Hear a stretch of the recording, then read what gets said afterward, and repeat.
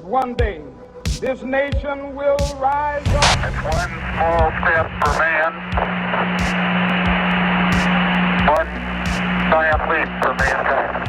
Cumpliremos y haremos cumplir la Constitución y las leyes que nos gobiernan. Our own families and the very Constitution of the United States.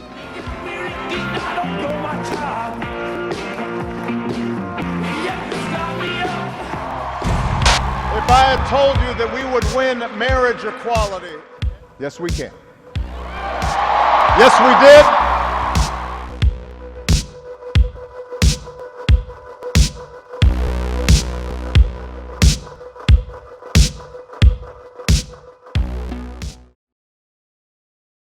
Bienvenidos sean todos y cada uno de ustedes a su programa Mesa del Debate.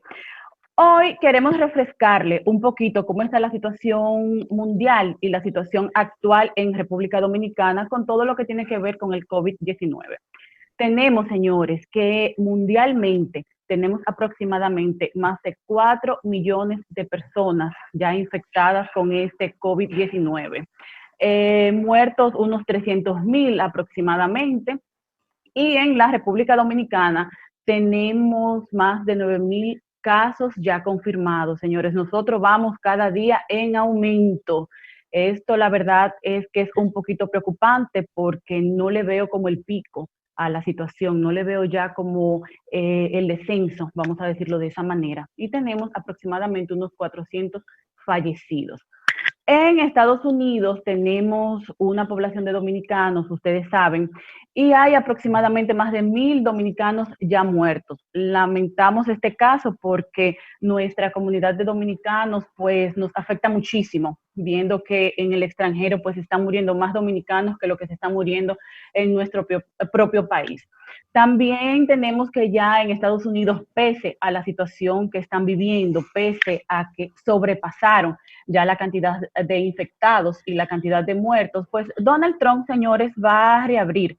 Está diciendo que ya va a reabrir el país, que todos sus ciudadanos son personas guerreras y que ya es tiempo, que ya realmente la economía ha bajado muchísimo, pero vamos a ver hasta qué punto se puede reabrir todo el país. Yo entiendo que se pudiera hacer de forma paulatina, pero pues bien, él quiere ya reabrir el país. Esperemos que aquí no sigan con esos pasos ya de reabrir todo de un boom. También hoy aquí en Mesa del Debate, yo les quiero comentar un poquito siempre con lo que es este COVID-19.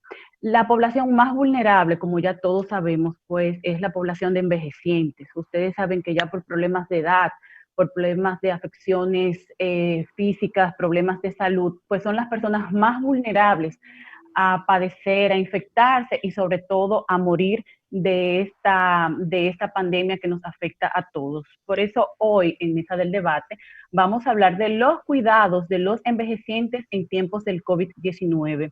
También vamos a hablar un poquito de lo que son los problemas de ansiedad que tenemos todos. Ya eso no solamente es para los envejecientes, sino para todos. Los problemas que tenemos de ansiedad en este confinamiento. Para eso, bueno, como cada semana, tengo a mis compañeros de mesa. Muy buenas noches, al ingeniero Durán, ingeniero Peguero e ingeniero Gómez. Buenas noches, espero que estén bien desde sus hogares. También, señores, pues para estos temas tenemos a 2 profesionales de la conducta humana y de la salud mental. Una de ellas, pues, nos acompaña directamente desde nuestra querida isla, desde la República Dominicana. Ella es la licenciada Sara Reyes, egresada de la carrera de Psicología en Pucamaima. Tiene un posgrado en Neuropsicología en la Clínica de la Universidad de Buenos Aires, Argentina, maestría en Neuropsicología en la Universidad Rey Juan Carlos, España. Actualmente está realizando otra maestría en Psicología Clínica en la Universidad Católica de Santo Domingo. También perteneció al grupo de investigadores del estudio familiar de la enfermedad de Alzheimer, FIGA, de la Universidad de Columbia, y actualmente trabaja en la vicepresidencia de la República en un programa infantil y a nivel privado en el centro Actívame, donde se realiza evaluación e intervención neuropsicológica infantil y en adultos mayores. También actualmente pues dirige un proyecto para adultos mayores en la República Dominicana, conjuntamente con nuestra invitada, la que le voy a presentar ahora, que está con nosotros directamente desde Argentina. Señores, ustedes saben que nosotros somos un programa internacional. Ella es la licenciada Catherine Poveda, egresada de la Universidad Cooperativa de Colombia, formada en terapia cognitivo-conductual, especializada en neuropsicología clínica en la Universidad de Buenos Aires. Actualmente realiza un doctorado en neurociencia cognitiva aplicada en la Universidad Maimónides de Buenos Aires, con experiencia clínica en la evaluación e intervención neuropsicológica infantil y en adultos mayores, en entidades como el Instituto Nacional de Demencias en Manuel, en Colombia, Centro de Educación Especial, Ni Uno Menos, me gusta ese nombre, AUPA, Asociación y Unión de Padres de Niños y Adolescentes con Trastornos Generalizados del Desarrollo y en el Centro también de Velar en Argentina. Señores, la verdad es que orgullosa, porque nosotros siempre contamos con personalidades de la magnitud como estas dos jóvenes, que veo que son súper jovencitas, son muy jóvenes, de verdad que sí, pero ya muy profesionales, de verdad que sí. Muy buenas noches, bienvenidas y muchísimas gracias por aceptar nuestra invitación. Gracias. ¿Cómo están? Muchas gracias. Qué bueno. Pues hoy, como les decía anteriormente, vamos a hablar de los cuidados de los envejecientes en estos tiempos del COVID. Yo le quiero preguntar, bueno, por lo pronto a ti, Sara, ¿por qué los adultos mayores son considerados como población de riesgo? Catherine, esa pregunta está para Catherine. Ah, bueno, ¿quién me quiere contestar? ¿Catherine? Bueno, primero, muchas gracias por la invitación. Bueno, los adultos mayores son una población de riesgo porque a medida que avanza la edad, el sistema inmunológico se vuelve deficiente. En adultos mayores sin patologías, sin enfermedades, ¿sí? Ahora bien, hay adultos mayores que tienen enfermedades previas, que sufren, por ejemplo, enfermedades cardiovasculares, hipertensión arterial, diabetes, cáncer o enfermedades respiratorias crónicas que los hace especialmente vulnerables. Lo que tendríamos que hacer es estar bien atentos a cualquier cambio o síntoma nuevo en el adulto mayor asociado a un síndrome respiratorio y consultar con el médico de cabecera, ¿sí? Pero que se entienda que en el mundo mayores de 60 años son población de riesgo por esta razón. Ah, ok, perfectamente. ¿Por qué es importante la psicoeducación en el adulto mayor? Muy bien. Buenas noches, espero que estén todos bien. Muchas gracias por la invitación. A ti por aceptar. Excelente pregunta, Inés. Mira, es muy importante la psicoeducación. ¿Por qué? Porque todos los seres humanos tenemos derecho a la autonomía. Entonces, cuando un adulto mayor tiene conocimientos sobre lo que está sucediendo, puede tener mejor prevención de tomar los cuidados necesarios, la higiene, de no salir a la calle. Entonces, de alguna manera podemos prevenir cuando informamos bien. Otra cosa importante es que nosotros le demos la información necesaria al adulto mayor, sin sobrecargarlo de información, porque ¿qué sucede? Está pasando que estamos llenos de información. A cada rato llegan audios a los WhatsApp, un montón de cosas que no están comprobadas. Como por ejemplo, hace unos días andaba circulando que con las gárgaras de sal se prevenía el COVID. Imagínense lo hipertenso haciendo gárgaras de sal. La presión. Exactamente. Entonces, sumamente importante que nosotros no sobrecarguemos a los adultos mayores con mucha información, sino información específica y que ellos tengan conciencia de por qué no deben de salir. Y de hacerlo, que tomen las medidas de higiene necesarias. Sí, porque muchas veces entiendo que los mayores creen todo lo que le dicen. Bueno, también como la mayoría de nosotros los seres humanos, creemos todo lo que dicen las noticias y nos sobrecargamos de información y al final nos ponemos la cabeza loca y no sabemos ni siquiera qué podemos hacer. Para ellos le podemos hacer una serie de rutinas y cuáles serían las mejores para que estas personas pues estén un poquito más ocupadas en sus casas. Claro que sí, la rutina es fundamental porque por medio de ellos nosotros no vamos a sentir que el día a día va pasando, sino que vamos creando nuevas estrategias, el tiempo nos rinde más. Entonces, podemos ir haciendo rutinas como, por ejemplo, de hacer sudoku a los que les gusta, crucigramas, ejercicios. Los ejercicios son fundamentales. ¿Por qué? Porque cuando nosotros hacemos ejercicios estamos cuidando el cuerpo y la mente. Nosotros liberamos sustancias como son la endorfina que generan placer. Entonces, es muy importante el ejercicio. Entonces, si tenemos una rutina, por ejemplo, o una cosa muy importante también es cambiarnos como si nos fuéramos a salir, como si fuéramos para la calle. Porque, ¿qué pasa? Si estamos en pijama, el cerebro va a estar como que, Entonces, eso cuesta más adelante poder hacer una rutina. Es bueno también aprovechar cosas que tenemos en nuestro checklist de actividades pendientes. Entonces, es buen momento para poder llevarlas a cabo. Entonces, lo ideal sería desde por la mañana hacer una rutina. A tal hora voy a leer, voy a llamar. Entonces, el día es más productivo. Claro, cada día es diferente, pero siempre tomando en cuenta que tenemos que llevar una vida lo más parecida posible a lo que antes de la cuarentena.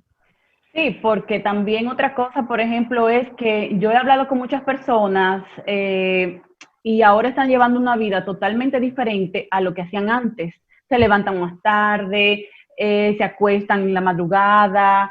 Entonces, cuando nos volvamos a reintegrar a nuestra vida cotidiana, a nuestra vida actual, eso nos va a afectar también, ya con todas las afecciones que vamos a tener por esta pandemia. Yo quería preguntarle, tenemos la preocupación siempre con los niños, con los familiares de adultos mayores. ¿Estos deben de tener algunas precauciones diferentes para tratar con estas personas?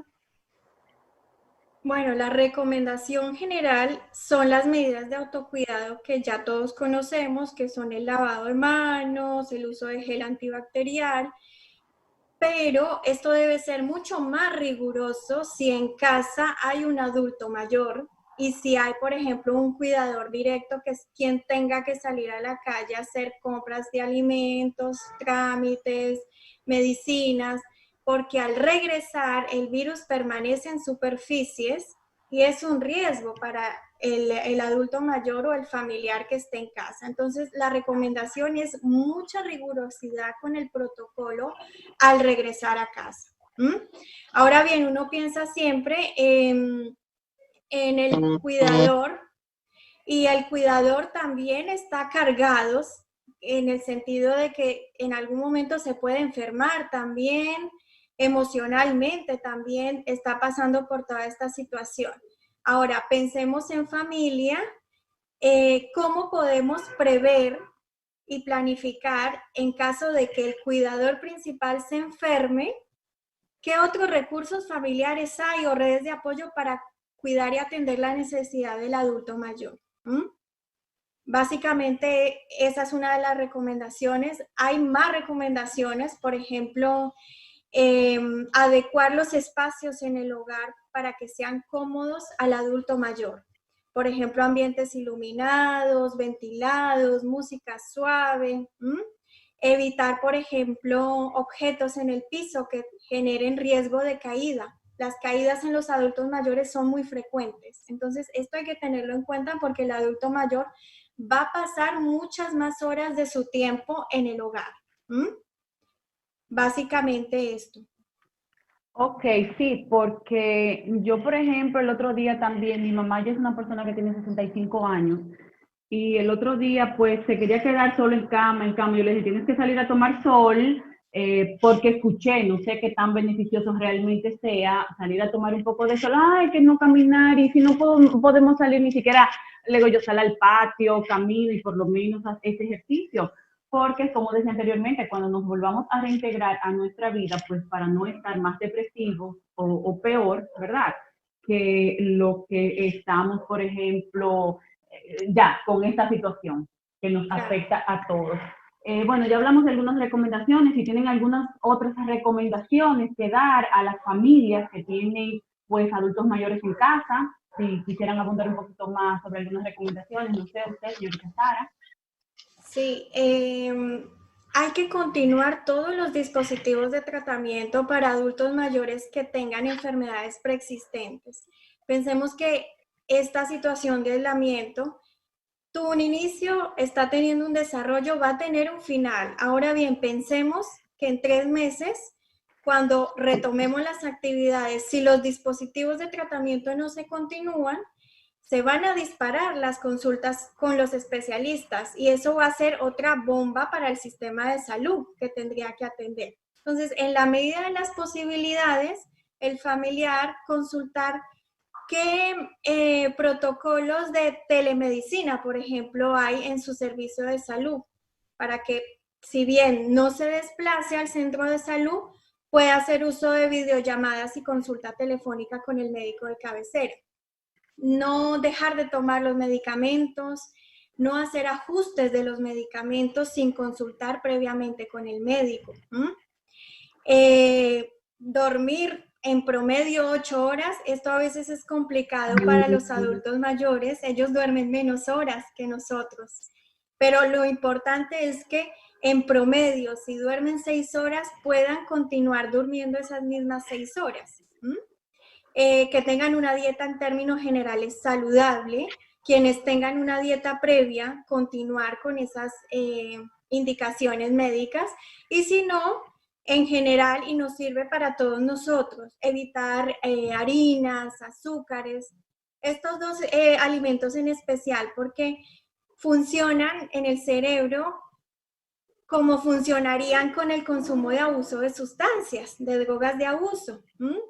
Esto genera placer, saciedad, baja la ansiedad, pero se forma un ciclo negativo y esto nos puede llevar, por ejemplo, al aumento de peso.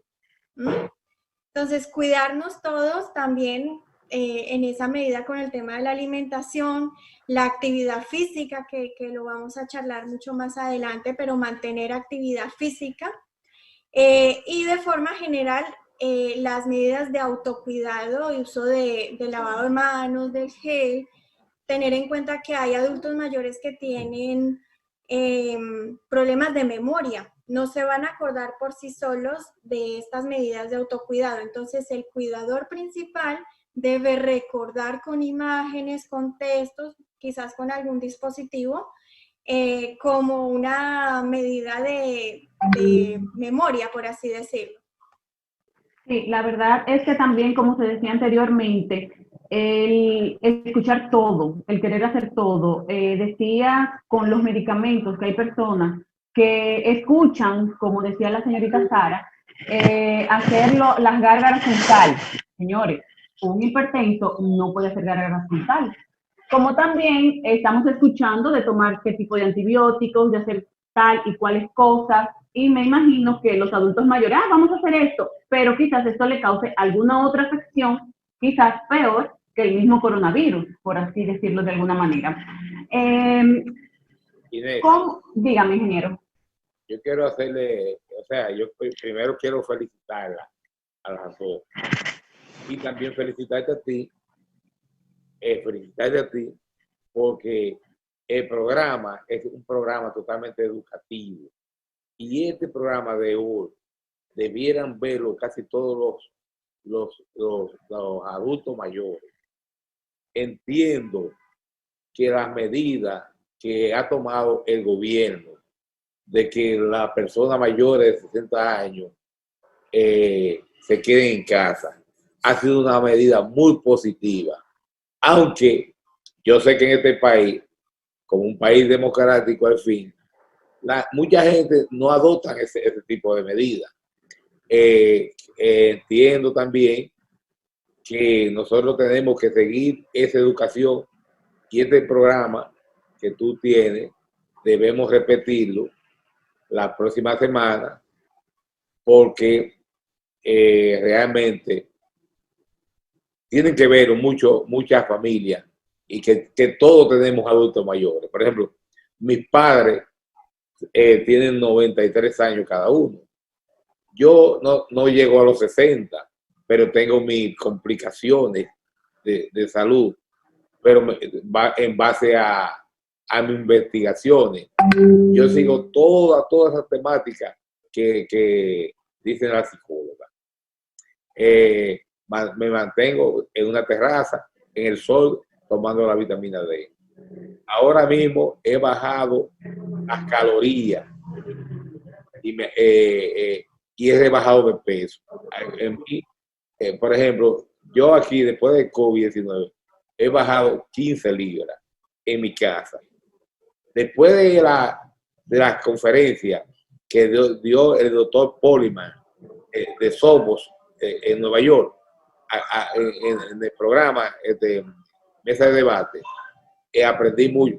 Incluso yo no soy psicólogo, pero yo recomiendo a la gente comer menos carne, más vegetales, comer con menos aceite, con menos sal, comer menos cosas animales, como recomienda el grupo médico de Nueva York, la fundación, que andan por el mundo entero estudiando la longevidad de la vida.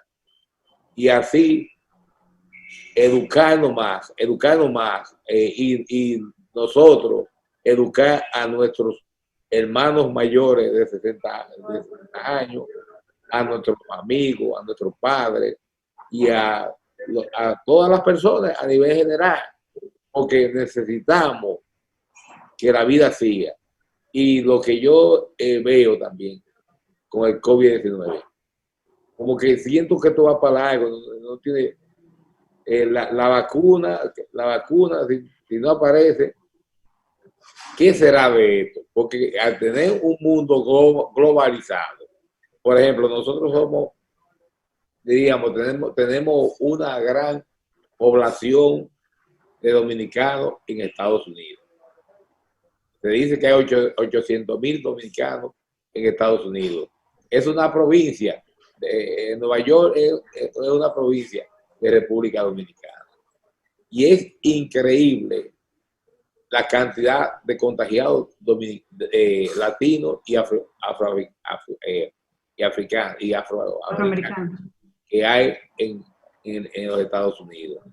Y son los que están más padeciendo el COVID-19. Nos da pena con los dominicanos allá. Y si Trump, porque los países no están pensando en la humanidad, en los humanos, los países están pensando en el dinero, que hay que aperturar las industrias, las fábricas. Si eso lo aperturan, yo le voy a preguntar a la psicóloga, ¿hasta cuánto podría aumentar el COVID-19 en situaciones así? Porque si estamos en cuarentena y la curva no baja y está subiendo, ¿qué será que aperturemos todo, la economía mundial? Mientras tanto, las grandes potencias invierten miles de billones de dólares en un presupuesto militar contra enemigos desconocidos, porque ya no hay guerra fría. Enemigos desconocidos, ¿contra quién vamos a pelear? ¿Contra quién?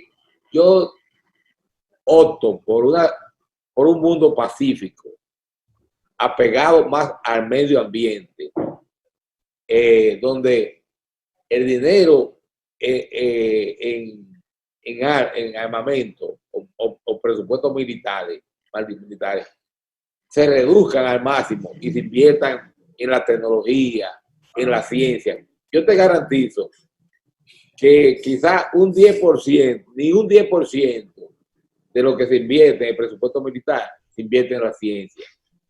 Esa es la pregunta que yo le hice anteriormente a los jóvenes sobre si aperturamos la economía, hasta cuánto vamos a llegar y qué va a pasar. ¿Quién me quisiera contestar de ustedes? Sí. Bueno, yo te voy a dar un ejemplo, perdón, de cómo funcionó acá en Argentina la medida de aislamiento. Aquí se llama aislamiento social preventivo y obligatorio. Empezó el 20 de marzo. Nosotros al día de hoy, digo nosotros, yo vivo acá hace 8 años, acá las cifras arrojan 5.200 casos, más o menos, aproximadamente.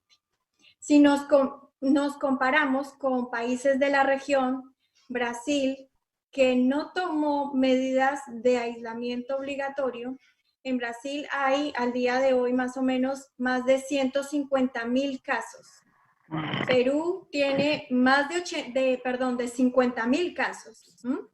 Entonces, no, si bien hay contagios, los contagios no van a cesar, el tiempo de contagio se ralentiza.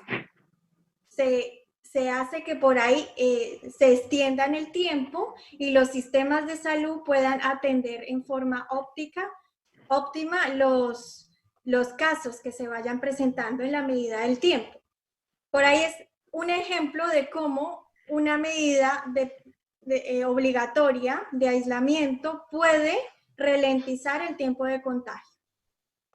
Pero ciertamente entiendo que las personas debemos de irnos acostumbrando, como adaptándonos, haciéndonos la idea de que el COVID-19 va a ser algo que lo vamos a tener de manera permanente en el planeta, porque en realidad se habla de una vacuna, pero el virus, o sea, podemos eliminar el virus en el cuerpo humano, pero en el ambiente el virus se mantiene circulando.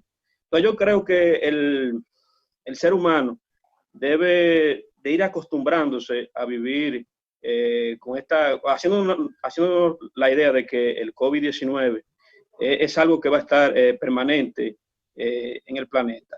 Pero hay una preocupación que me surge luego de este COVID. Vienen muchas preocupaciones, como es la situación económica. Muchas personas pueden irse pensando, le generaría grandes preocupaciones lo que es la situación económica, también el aislamiento social. Aunque estemos acuartelados ahora en cuarentena, vendría un aislamiento social en las calles. O sea que la gente tendría temor de poder acercarse o hacer contacto con personas en la calle debido al temor a contagiarse. ¿Cuáles serían las recomendaciones psicológicas para que las personas puedan ir superando esos miedos y esas preocupaciones? Un momentito, por favor. Vamos a responder esta pregunta después que yo le diga a todas nuestras personas que nos están siguiendo, a todos esos televidentes, que nos pueden seguir por todas nuestras redes sociales, ya sea Facebook, Instagram, Twitter, Facebook, bueno, por todas las redes sociales como Mesa del Debate. También pueden escribirnos, como ya les dije anteriormente, a mesadeldebate@gmail.com. Ahí nos pueden dejar pues todos sus comentarios, preguntas, todas las cosas que ustedes quieren que nosotros pues les respondamos, o bien algunos temas de interés que ustedes crean pues que nosotros debemos tocar aquí en el programa. No se olviden, están ahí en pantalla, a mesadeldebate@gmail.com y a todas nuestras redes sociales como Mesa del Debate. Síganos y escríbanos pues todos sus comentarios, sugerencias, preguntas, y no se olviden de darle like pues a todo lo que nosotros subamos.